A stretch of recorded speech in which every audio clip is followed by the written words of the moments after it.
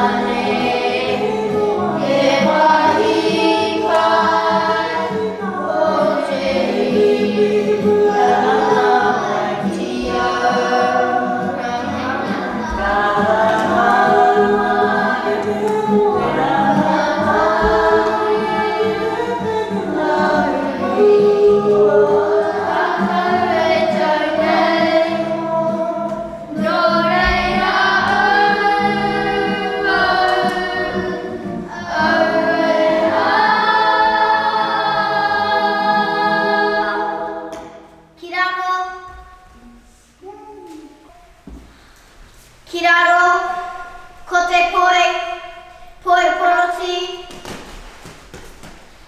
poi kiroto, toru, fa. Poi kiroto, poi kiwaho, kahuri huri e, keite hoppe hoppe ai, keite huri huri e, hau hau hau hau e, hi, poi kiroto, poi kiwaho, kahuri huri e, keite hoppe hoppe ai, keite huri huri e, hau hau hau hau e, hi, ha. Whakahoki ana poi. Kiraro, ko te o mā ki muri.